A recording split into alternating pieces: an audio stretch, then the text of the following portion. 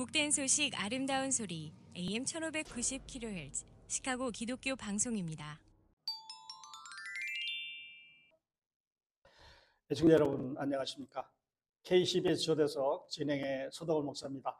2024년 한국 방문 첫 주일을 맞은 오늘은 충남 천안시 서북구에 있는 순복음 참 아름다운 교회 담임이신 안병찬 목사님을 441번째 초대 손님으로 모셨습니다. 먼저 만나보시죠. 네, 안녕하십니까. 저는 천안에서 목회하고 있는 순복음 참 아름다운 교회의 담임 목사 안병찬이라고 합니다. 여러분을 만나게 돼서 너무 반갑습니다. 감사합니다. 네, 목사님 호두과자로 유명한 아름다운 도시 천안에 네네. 참 아름다운 교회를 담임하고 계시는데 안병찬 목사님이신데요. 자, 목사님께서 담임하시는 순복음 참 아름다운 교회 어떤 교회인지 우리 청취자들에게 좀 소개해 주세요. 제가 저희 교회에 대해서 한번 자부심을 가질 수 있는 것은 저는 개척해서 지금까지 38년을 해왔다고 하는 것이고요.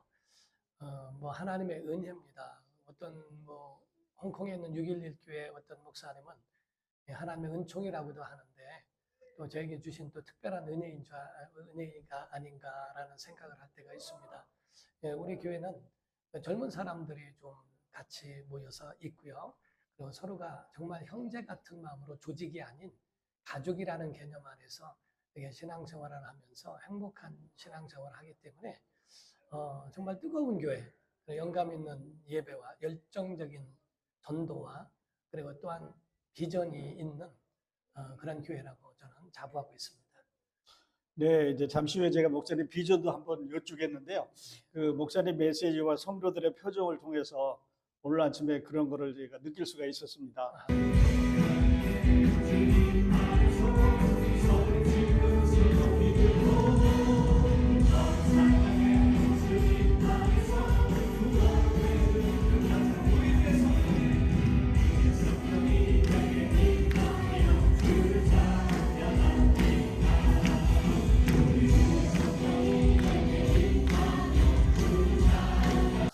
네, 참 아름답고 경건하다는 생각을 이제 예배를 함께 드리면서 하기로 했는데요.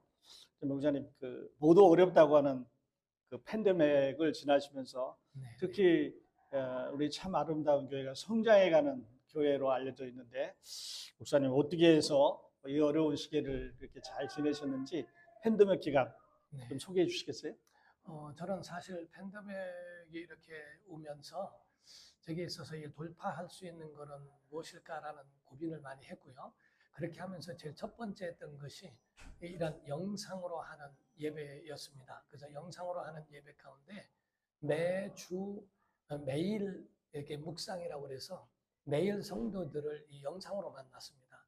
그 가운데 계속적으로 이제 교회에 오진 못하지만 이렇게 영상으로 제가 출석을 하면서 연결점을 계속 찾았다고 하는 것과 그렇게 하고 저는 사실상 생각을 할 때에 팬데믹과 이게 조금 영향은 있을지 모르지만 그러나 가장 중요한 건 목회자라고 생각합니다. 목회자가 절망하지 않고 목회자가 희망을 주고 소망을 준다면 그들이 찾아오지 않겠나라는 생각으로 연결했고요. 아무리 그렇다 할지라도 또 연결점이 없으면 이제 교회가 문을 열어도 성도들이 올 수 있는 그런 상황이 안 되기 때문에 그래서 계속 연결점을 찾아줬던 것이 1년 동안에 아마 했을 겁니다. 1년, 2년을 계속적으로 했을 겁니다. 거기에 성도들이 교회에 오는 것이 자연스럽게 되지 않았나 이렇게 생각을 합니다.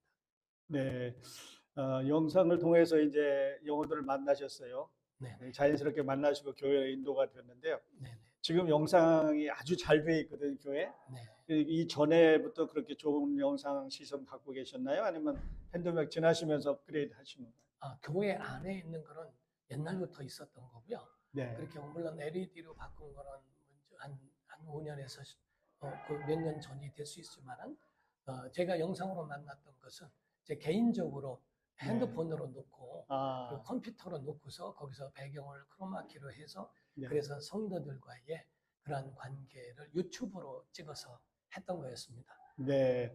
그러니까 별도로 목사님께서 메시지를 찍으셔서 일일이 이렇게 성도들에게 보내시고 네네.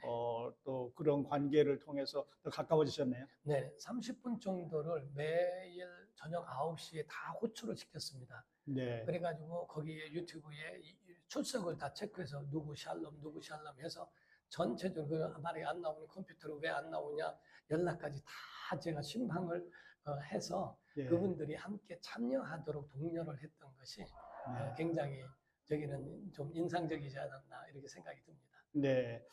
네, 어떻게 보면 그 팬덤이라는 어려움이 목사님에게는 그 성도들과 또 다른 방법으로 접촉할 수 있는 기회도 되셨네요. 네, 그렇습니다. 그래서 그거로 메시지만이 아니라 그 매일 묵상이라고 해서 메시지도 한 5분 정도에서 10분 찬송하라고 했지만은 뭐 어느 때는 제가 뭐 기타 치고 찬양도 한번 해주고 예. 막 이렇게 하니까 담임 목사의 그 기타 소리도 있고 뭐 목소리도 찬양도 있고 막 이런 부분들이 그들에게는 대할 수 있는 그런 매체가 되지 않았나 이렇게 생각을 하고 있습니다. 네, 그러셨네요.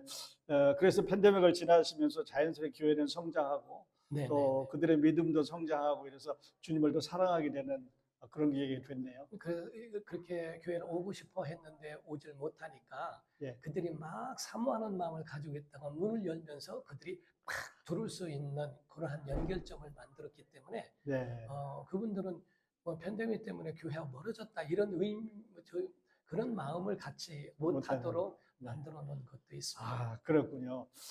자, 그리고 이제 또 하나 목사님 교회에 함께 예배드리면서 느낀 그런 그 교회 젊은이들이 참 많다. 그래서 더 아름다워 보였는데요. 네네. 그 교회마다 좀 어렵습니다. 이 얘기들 많이 하는데 젊은이들이 없는 교회에서 네네. 어떻게 젊은이들을 교회를 인도할까 하는 의논들을 하고 있는 것보다 좀 안타까워요. 네. 근데 우리 참 아름다운 교회는 그렇지 않고 네. 오히려 젊은이들이 이제 교회 안에 이렇게 꽉 차 있는 걸 보게 되는데 그분들을 우리 네. 젊은이들을 이렇게 교회로 인도하게 된 목사님의 기도 제목을 해야 노하우가 있으셨을 것 같아요. 어떠셨어요?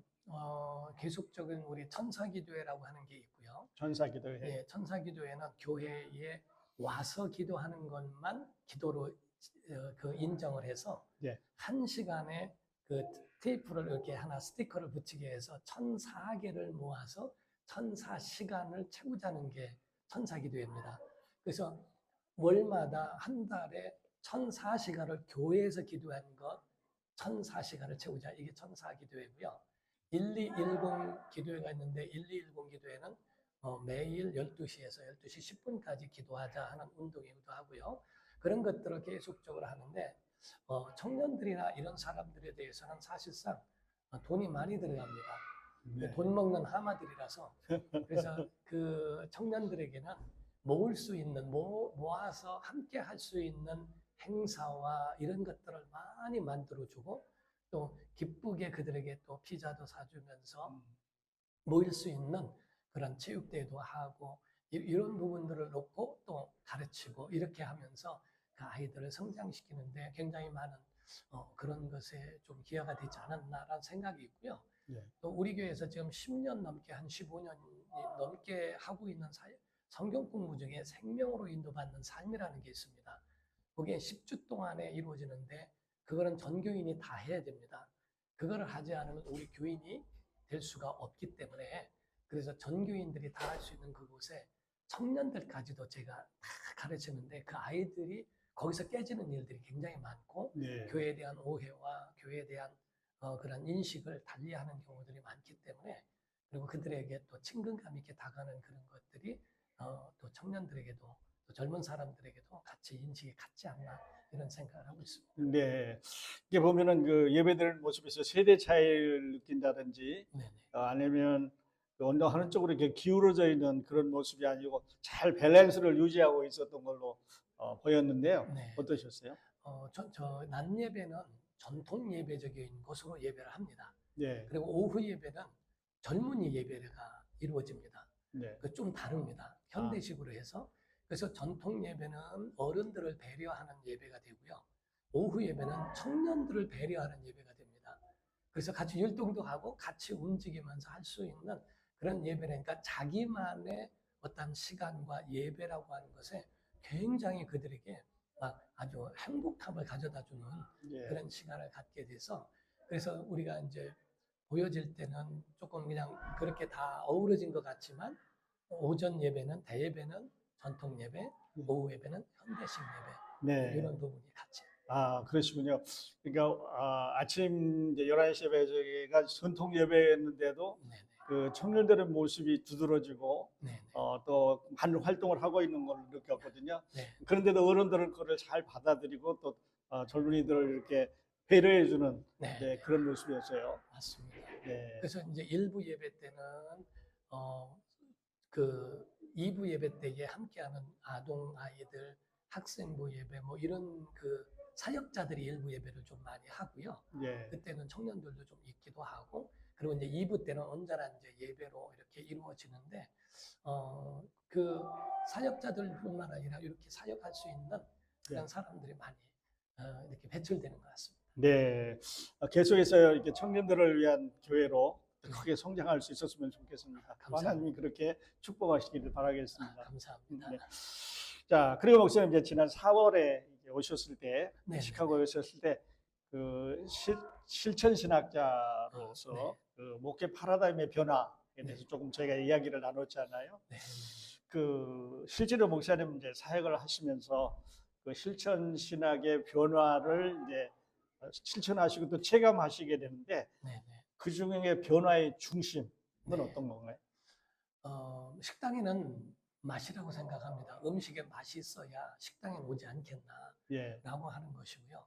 목회에 있어서는 아무리 주차장이 좋아도 아무리 맛이 없으면은 아무리 주차장이 예, 좋아도 맛이 없으면 안 하죠. 가지 않는 거와 같지 않을까라는 생각이고요. 예, 교회의 본질이라고 하는 것은 사실상 예배라고 하는 것에서 설교와 이런 모든 부분들이 본질을 잃어버리지 말아야 된다는 것과 네. 구원과 예배와 이 관계의 본질에 다른 것에서는 저는 그렇게 신경 쓰지 않습니다. 어떤 것도 허용할 수 있도록 만들어줘야 된다고 생각하는 그 개연성이 좀 있고요. 그렇게 하는, 그러나 본질은 변해서는 안 된다라고 하는 그런 측면에서 가고 있습니다. 그래서 저는 이제 설교를 전공한 사람으로서 설교 가운데에 좀 많은 후배들을 이렇게 뵐 때는 설교 속에 진정한 복음이 좀 들었으면 좋겠는데 복음이 들어있지 아니하고 그냥 너무 세속화되고 자꾸 세상을 쫓아가야 된다고 하는 그런 생각이 조금 있는 것 같아서 좀 아쉬울 때가 없지 않아 있습니다. 네. 좀 아쉬운 것들은 그 모든 이제 그 강단에서 좀 네. 오늘 아침 목사님이 설교하신 것들은 이렇게 복음의 메시지가 강하게 전해졌으면 하는 그런 바람들이 모두에 있어요. 네. 네. 자, 그리고 목사님 이거는 좀 넓은 그 범위의 질문일 수도 있는데요. 네. 그 한국 교회가 현재 직면하고 있는 문제에 네. 가장 중요한 건 무엇이고 그 목사님 나름대로의 해법은 무엇인지 좀 말씀해 주시겠어요? 한국은 사실상 지금 현재는 많은 변화가 왔는데 지금 한국에는 지금 어떤 정치적인 그런 부분에 대해서 많이 어려움의 압박이 있는 것 중에 하나가 있다고 보고요. 또 다른 나라와 좀 달라서 한국이라는 나라가 좀 피 끓는 민족들이 많아서 굉장히 좀 과격해질 수도 있기도 하고 이런 부분들이 나올 것 같아서 굉장히 우려되는 부분이 없지 않아 있습니다. 그래서 그 가운데 이제 우리 하나가 차별금지법 같은 네. 그러한 법들이 통과가 되면 다른 나라하고 또 다를 것이라고 봅니다. 네. 한국은 굉장히 그거를 이용하고 복수하고 교회를 음해할 수 있는 그런 성향이 굉장히 많다고 저는 보고 있습니다. 그래서 그런 법이나 이런 것에 대해서는 통과되지 않도록 교회들이 좀 일어나고 있거든요. 네. 근데 왜냐하면 그걸 마구 주어야만이 다음 세대에 예배하는 거나 이런 부분들을 정말 잡아줄 수 있다라고 저는 생각을 합니다. 그래서 목회자가 정말 본의 아니게 정치에도 관심을 가질 수밖에 없는 현실이 된 것이 지금 한국의 실정입니다. 왜냐하면 법이라고 하는 그 하나가 굉장히 교회를 어렵게 만들 수도 있는 그렇죠. 상황이 되기 때문에 이 법의 제정 자체가 별거 아닌 것 같은데 그렇지 않고 종북이나 뭐 이런 부분에 가지고 있는 분들이 이런 법을 많이 이용해서 교회를 많이 어렵게 만들어 놓는 법 제정이 상당히 많이 일어나는 것들을 네. 보게 됩니다. 그래서 그런 제도를 막아야 된다는 것과 교회는 정치적으로 흘러가는 게 아니라 신앙을 지키기 위해서는 예. 교회가 정말 힘을 다해서 좀 깨어났으면 좋겠다라고 하는 그런 마음이 굉장히 크게 가지고 있는 사람 중에 하나입니다. 네. 교회가 기도를 안 할 수가 없는 거지요. 그러니까요. 예, 그래서 물론 이제 우리가 신앙을 지켜야 되는 것은 하나님과의 관계지만, 네. 그러나 이제 우리 환경 또 네. 정부 이런 걸 위해서 또 기도해야 된다는 그런 네. 말씀이신가요? 그 기도밖에는 없다고 생각을 합니다. 네, 그러시군요. 그리고 이제 잠시 소개드리겠습니다는 목사님은 이제 실천 신학자이신데요. 네. 우리 안병찬 목사님, 네네. 소망과 비전은 어떤 것인지 좀 들려주시겠어요? 저는 그냥 하나로 딱 생각하면 목사가 되고 싶은 마음이고요. 그거는 목사의 본질에서 벗어나지 않았으면 좋겠다 하는 제 마음과 동시에 저희 교회가 건강한 교회의 모델이 되고 싶은 마음입니다. 천안에도 그런 교회가 있네 라고 하는 미래적으로 소망을 갖고 용기를 가질 수 있는 후배들을 좀 그들을 섬기고 그들을 좀 저희의 가지고 있는 이 모든 프로그램을 좀 보여주고 해서 그런 교회들로 좀 건강하게 세워갈 수 있는 교회로 세웠으면 좋겠다라는 게 저희 비전이기도 합니다. 제 안에 있는 모든 것들을 다 줘서라도 정말 그러한 건강한 교회가 될 수만 있다면 무엇이라도 제가 감당하고 싶은 마음이 있습니다. 네, 목사님 오늘 아침 주시는 메시지 중에서도 그렇고 그 목사님이 전하시는 그런 모습에서 우리 성도들 아마 그걸 느끼지 않았을까 하는 생각을 해봅니다. 네. 우리 성도들은 저와 함께 그 비전을 같이 공유하고 있기 때문에 네, 성도들은 제가 무슨 말 하는지를 거의 알고 있고 소통이 가능합니다. 네, 성령께서 그 목사님의 성도들 사이를 잘 연결시켜 주셔서 아름다운 교회가 성장해 가는 것 고맙습니다. 같아요. 네. 자, 아름다운 도시 천안의 순복음 참 아름다운 교회 담임 우리 안병찬 목사님과 얘기를 하는 동안 우리들에게 주어진 시간이 다 됐습니다. 고맙습니다. 자, 못다한 이야기 또 네. 목사님 모셔서 듣기로 하고 네네.